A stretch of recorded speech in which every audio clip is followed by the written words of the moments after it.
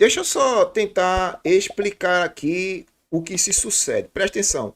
Existem pessoas dentro desses ambientes, principalmente os pentecostais, que fazem uma certa personificação de Deus nos seus púlpitos, na hora das ministrações, falando em nome de Deus, coisa que Deus não ordenou, Deus não mandou, Deus não falou. E essas pessoas ficam falando em nome de Deus, que Deus vai fazer, e Deus lá de cima dizendo assim: eu disse alguma coisa, meu Deus do céu. Eu disse que ia fazer alguma coisa, e os anjos olham para Deus assim: não, eu não vi o Senhor dizendo absolutamente nada.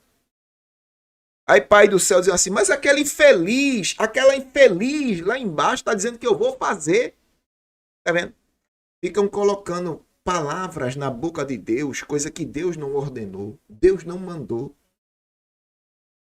Em nome de Deus, mentindo em nome de Deus. Você vê isso aos montões em muitas músicas hoje, irmão. Hoje, as músicas hoje estão recheadas de falsas promessas. Pessoas cantando nas suas músicas em nome de Deus, dizendo que Deus vai fazer coisas que Deus não está nem aí para isso. Mas por que eles fazem isso? Primeiro, por causa do mercado. Eles têm que entrar no mercado das falsas promessas, profecias vagas, para lucrar. Tá entendendo? Para serem chamados para as convenções, as festas, né? E tem até uma profecia na Bíblia, né? Estou saturado das vossas festas, das luas novas, dos seus memoriais. Eu estou por aqui, eu estou saturado de vocês. É o que a gente vê hoje. Pai do céu, saturado com este esgoto gospel. O esgoto gospel das músicas com profecias vãs, profecias vagas, falando em nome de Deus, coisa que Deus não mandou, Deus não ordenou, Deus não está nesse balaio de gato, não. Tá entendendo? Ficam falando em nome de Deus. Então, o comentário do menino aí é salutar. Estão mentindo em nome de Deus. Nas pregações, aí solta aquelas frases de efeito. Deus vai fazer. Eu já fiz muito isso, irmão. Eu já falei muito isso. Hoje eu me arrependo. Hoje eu tenho vergonha de ter dito isso nos púlpitos. E feito essas lavagens cerebrais na cabeça da membresia. Produzindo profecias vagas, profecias vãs, falsas esperanças, falsas expectativas. A pessoa sai dali com a cabeça cheia de profecia vaga, cheia de profecia vã, cheia de falsas promessas. Chega em casa, o inferno está lá de novo.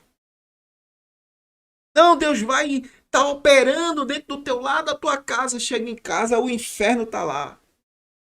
O inferno que eu estou dizendo é o marido desviado, é o filho desviado, é o filho encapetado, a filha encapetada, a dívida, a enfermidade ainda está lá. Mas ele estava no templo, né, ouvindo o animal herético encher a cabeça dele de palavras vãs, de palavras falsas, de mentiras em nome de Deus.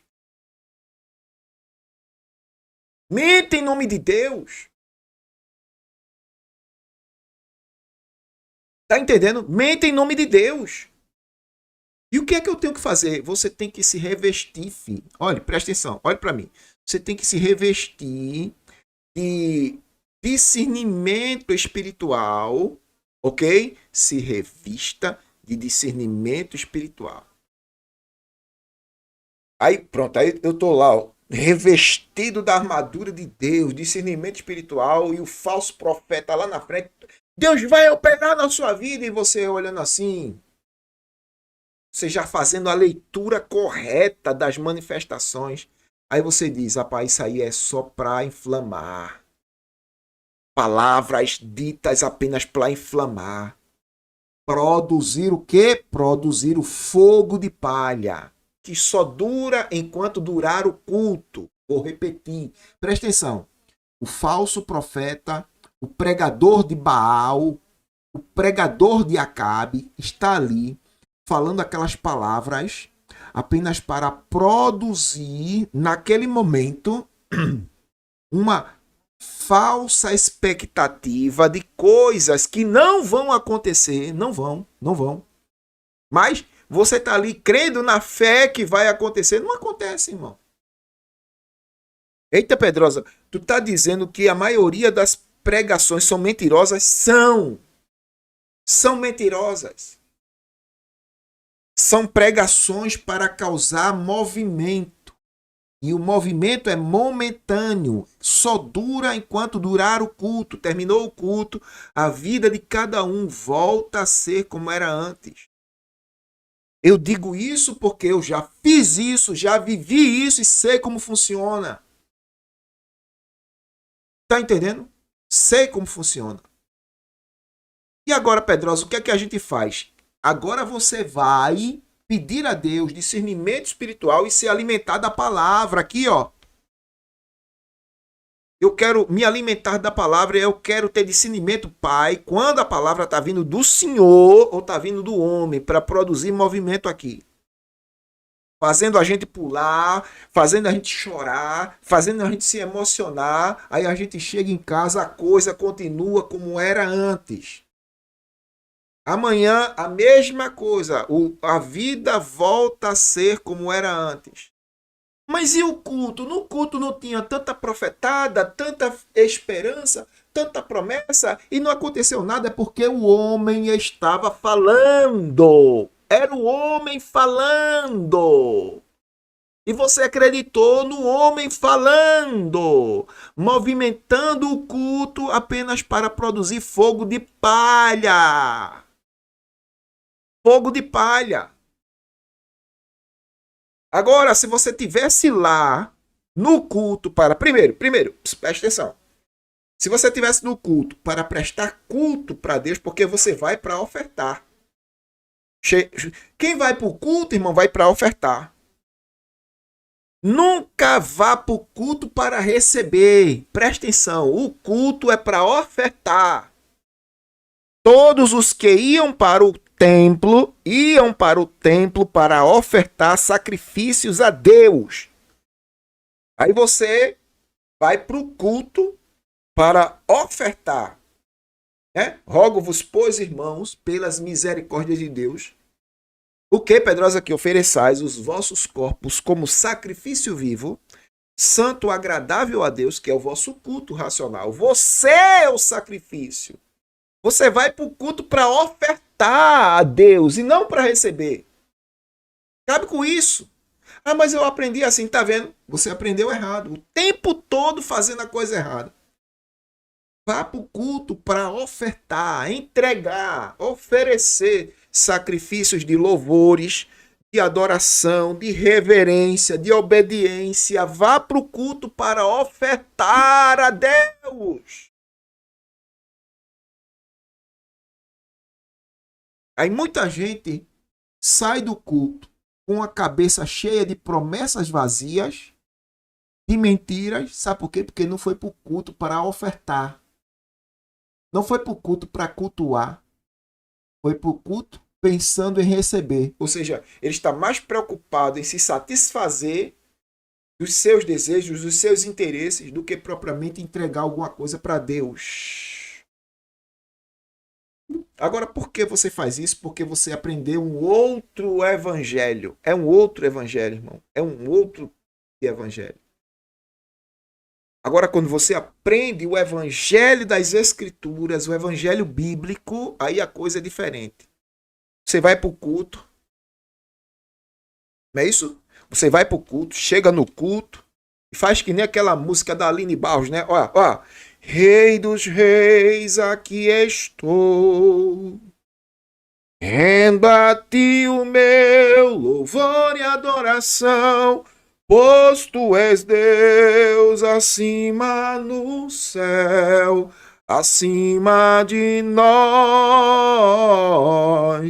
O universo se formou. Com a tua voz o mundo inteiro veio a existir. Verbo de Deus, princípio e fim, eu te louvarei, Senhor, levantando a ti minhas mãos, com canções de amor te invocarei, ministrando com meu coração, para sempre te adorarei. Para sempre te adorarei. Irmão, vai para o culto para ofertar. Rei dos reis, aqui estou. Eu rendo a ti o meu louvor e adoração, pois tu és Deus. Eu vou para o culto para render, para ofertar, colocar no altar de Deus a minha vida. Rogo-vos, pois, irmãos, pelas misericórdias de Deus, que apresente você, seu corpo, como sacrifício vivo, santo, agradável a Deus, que é o vosso culto racional. Aleluia! Aleluia! Ô, glória! Aleluia, aleluia. Chega. Tá vendo como é a coisa? É assim, irmão. Não é para receber, é para ofertar. Cante, aleluia. Não é para receber, não. Deixe de ser os interesses. Deixe de ser egoísta. Deixe de pensar em você. Você vai para o culto para adorar a Deus. Oh, aleluia, aleluia, aleluia, aleluia, aleluia, aleluia, aleluia, aleluia. Tá entendendo? Mas nesses botecos de aleluia você não vê isso. Você vê igrejas cheias, mas poucos estão ali para adorar a Deus. Adorar a Deus. Tá entendendo? Você tem que ofertar. Você tem que ofertar. Para entregar. Aí voltando para esse cenário podre, esse cenário gospel de hoje, você vê as igrejas cheias, lotadas, e o pregador lá, ó, enchendo tua cabeça de...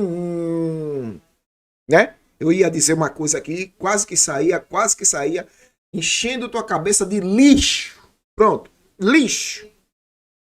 Aí você sai do culto com a cabeça cheia de lixo, pensando que vai encontrar em casa todo o lixo que você colocou na cabeça no culto. Não acontece nada. Não acontece nada. Mas quem está com o discernimento de Deus, quem está com o discernimento do que é culto, vai para o templo. Oh, aleluia! Vai para o templo para ofertar. Adorar a Deus é isso, é ofertar. Adorar a Deus é isso, é ofertar. Amém? Aprenda com Pedrosa. Humildemente eu lhe peço, aprenda com Pedrosa aqui no canal. Viu? Aprenda, vá para o culto para ofertar a Deus. Deus, eu estou aqui para ofertar no teu altar, a minha vida. Estou aqui, eu sou o sacrifício. Pronto. Se o Senhor quiser falar comigo, amém. Se o Senhor também não quiser falar, amém. Glória! Mas eu estou aqui para ofertar. Viu? Eu estou aqui, eu sou o sacrifício. Se o Senhor quiser descer fogo sobre este altar, amém. Se o Senhor não quiser, glória a Deus. Eu sou o sacrifício. Eu estou aqui, eu quero adorar. Pronto. É isso. Tem que ser assim. Aprenda, humildemente eu lhe peço, aprenda com Pedrosa, viu? Não vá para o culto pedindo, não. Né? Tem uma música antiga que diz assim, ó, ele sabe pedir, Senhor Jesus, me dá, me dá, me dá. É pidão, é o crente pidão. Às vezes está fazendo aquela oração, né? Sincera, verdadeira, mas é só pedir, irmão. Ele faz a oração, ele está fazendo a coisa certa de forma errada. Fazendo a coisa certa de forma errada. Não vá para o culto para pedir. Vá para o culto para ofertar. Você é o sacrifício. E quem ensinou isso? Paulo. Rogo-vos, pois. Romanos 12. Lê a Bíblia aí, irmão. Abre a Bíblia. Romanos 12. Rogo-vos, pois, irmãos, pela misericórdia de Deus, que você apresente vosso corpo como sacrifício vivo, santo e agradável a Deus, que é o vosso culto racional. Se apresente diante de Deus como um sacrifício. Sacrifique a Deus. Mas não, você vai para o culto só para receber? Quer receber? Só quer receber? É o crente pidão, só quer receber. Glória a Deus. Glória a Deus. Eita, Pedrosa, a live mudou, foi? Agora tá né, puxão de orelha. Filho, dê glória a Deus, de Deus estar nos dando, eu me incluo também no meio, estar nos dando uns santos puxões de orelha. Amém? Dê glória a Deus. Talvez seja porque você já perdeu o sal. Você está insosso. Sabe por que você está pedindo muito, ofertando pouco? Porque você está insosso. Jesus uma vez disse, vós sois o sal da terra. Viu? Vós sois o sal. E se o sal perder o sabor, para nada mais presta. Já perdeu o sabor? Ó, perdeu o sabor, não presta mais para nada, viu? Vós sois o sal da terra. Se o sal perder o sabor, para nada mais presta, a não ser lançado fora e ser pisado pelos homens. Então, todavia, no entanto, se você está recebendo os santos puxões de orelha, é porque o teu sal já está perdendo o sabor, filho. Viu? Presta atenção no Pedrosa. Antes que você não preste mais para nada, é o sal que perde o sabor, recebe aí esses santos puxões de orelha da parte de Deus. Voltando aqui para o Miguel, olha, irmão, para quem não chegou e não viu essa pérola aqui é a pérola do Miguelito, é o Miguelito, tá certo? O Miguelito falou isso aqui, ó. Você tá me chamando de falso profeta, Kleber? Sim. Você tá me chamando de falso profeta, Kleber? Sei. Não deixa eu falar da sua amante não, Kleber? Aí inventou o amante. Primeiro ele inventou o Kleber, né? É tudo invenção, não tem Kleber nenhum aí. Aí depois que ele inventou o Kleber, ele tem que associar uma historinha, né, com o Kleber. Aí ele inventa um amante pro Kleber, o suposto Kleber, que supostamente está no culto. Mas tá não. Chamando de falso profeta, Kleber? Ah. Não deixa eu falar da sua amante não, Kleber?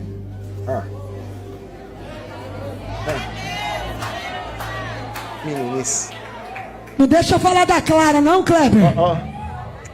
Você tá aqui, tá me chamando de falso profeta, Kleber? É falso profeta. Tira a camisinha de dentro Maria da carteira, Kleber. Neves. Homem casado que fica pegando mulher dos outros. Se me chamar de falso profeta de novo, eu te pego no meio da multidão. Lenildo. Porque Deus está falando, tem que respeitar o profeta.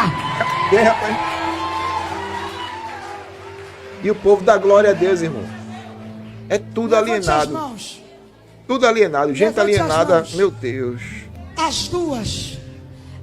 O mais alto. O mais alto. O mais alto. O terceiro andar até tocar o céu. Vai dar tudo certo na sua casa essa semana. Diz o Senhor.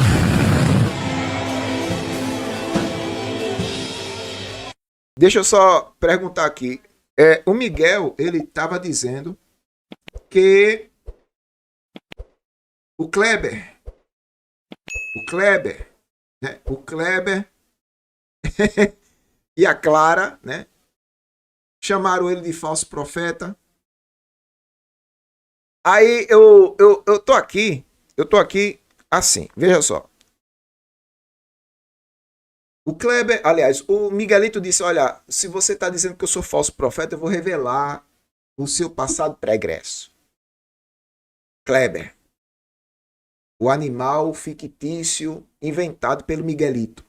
E o povo deu amém, irmão. O povo credibilizou isso aí. Aí o que acontece? Eu estou chamando o Miguel, viu? O Miguel de falso profeta. Já chamei várias vezes e chamo de novo. Será que ele vai gravar vídeo me respondendo? Será que ele vai gravar vídeo me respondendo? Porque eu aqui agora, deixa eu tirar até o óculos, eu chamo ele de falso profeta. Miguel, infelizmente, filho, você é um falso profeta. Tirei o óculos. Viu? Você é um falso profeta. Eu digo isso com toda a humildade, mas você é um falso profeta. Infelizmente, você bebeu de uma água podre. Muitas pessoas que lhe ensinaram, que lhe cercaram, apodreceram você. Apodreceram seu cérebro. Eu costumo chamar algumas pessoas de alienados pentecostais, mas eu chamo isso tentando mostrar uma realidade. Por quê? Veja só. Tem gente que tem cabeça, mas não tem cérebro. Não é o acéfalo, não é o acéfalo. Aí eu digo para algumas pessoas que têm cabeça, mas não possuem cérebro. Eu digo assim, irmão, pede a Deus um cérebro. Porque ter cabeça não significa ter cérebro. Ah, mas eu tenho cérebro. Mas você está usando ele? Porque tem outra coisa também. É o cara ter cabeça, ter cérebro, mas não usa. É uma ameba. Não é isso? É uma ameba. Filho, pede para Deus um cérebro novo. Por quê? Porque muitas pessoas que estão dentro desses sistemas, principalmente neopentecostais, tiveram o cérebro apodrecido com um falso evangelho. Vou recapitular aqui o que eu falei no começo da live. Vou falar, porque a gente já está chegando já ao finalzinho da live. Mas presta atenção, presta atenção. E algumas décadas para cá, o movimento neopentecostal explodiu no mundo. Alguns líderes pentecostais e neopentecostais que saíram de denominações grandes e inventaram lá suas mini denominações independentes, eles criaram para si um tipo de evangelho. E se você prestar atenção, presta atenção. Existem igrejas onde você chega, a liturgia de culto é diferente. Você olha assim, oxe, na Batista não é assim. A Batista, eu estou falando assim, igrejas históricas. Igrejas históricas têm lá sua liturgia. Para você perceber como é a gravidade da coisa, às vezes você chega num boteco de aleluia e encontra uma liturgia diferente, irmão. Estranha, avessa ao evangelho. Aí o que acontece? Aquela liturgia ali foi criada por alguém que entendeu o evangelho daquela forma. Por exemplo, deixa eu mostrar um aqui. Pronto, isso aqui é um tipo de evangelho. Isso aqui, a pessoa entendeu o evangelho dessa forma aqui, ó. Cadê? Mostra aqui, letra M. Letra M, vai para a letra M aqui. Aqui, ó. Essa pessoa entendeu o evangelho dessa forma. Para ela, isso aqui é o evangelho. Ó. Presta atenção, ó.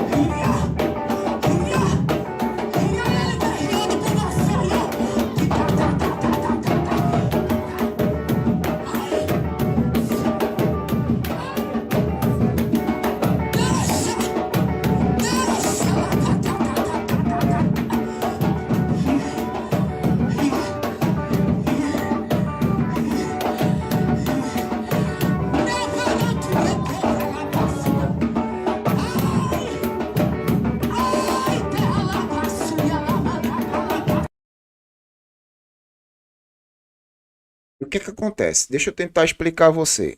Ele acredita que isso aqui é o evangelho, mas é o evangelho segundo a imagem do criador desse boteco de aleluia.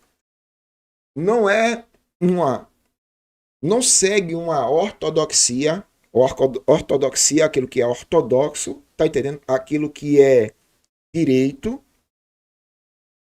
Isso aqui não segue uma ortodoxia. Por exemplo, uma igreja que possui uma liturgia histórica, ela segue uma ortodoxia.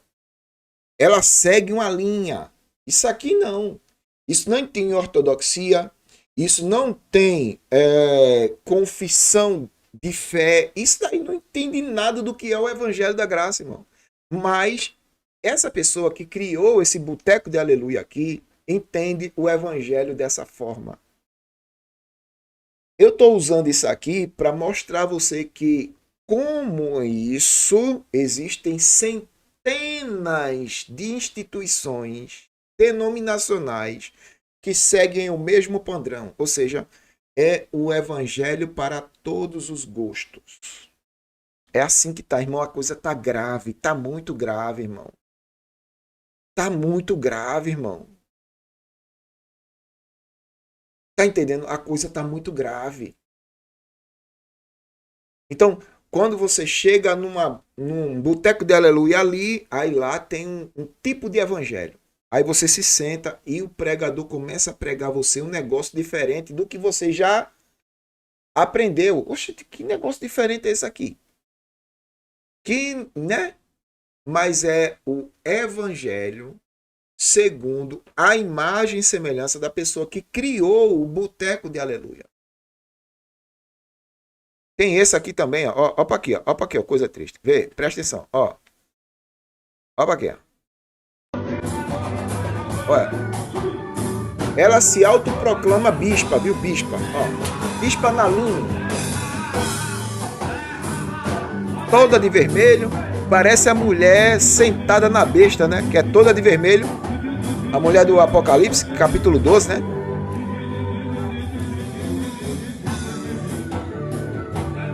Toda de vermelho. Ó, velho.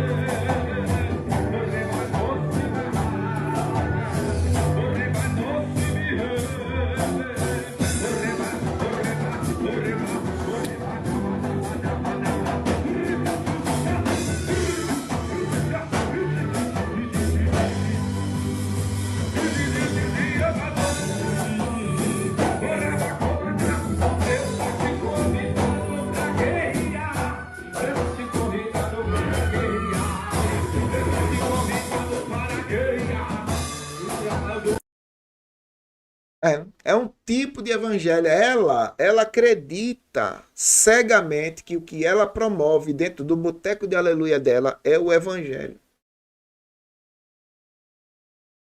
É o evangelho. Então, olha, irmão, de acordo com as minhas pesquisas, existem um sem número de denominações Brasil afora com o seu tipo de evangelho, que não tem nada a ver com o evangelho da graça, irmão. Não tem nada a ver com o evangelho da graça. Mas as pessoas acreditam cegamente que estão vivendo o evangelho. Tem isso aqui também, né? Deixa eu ver isso aqui. Foi esse aqui, meu Deus, que mandaram para mim. Olha.